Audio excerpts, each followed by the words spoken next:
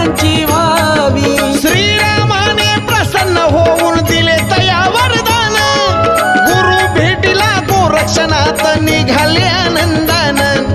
गुरुचरणाची आस मनात, गुरु शिष्याचं पवित्र नातं. गुरुचरणाची आस मनात, गुरु शिष्याचं पवित्र नातं. गोरक्षाची गुरुभक्ती कशी जाईल वाया.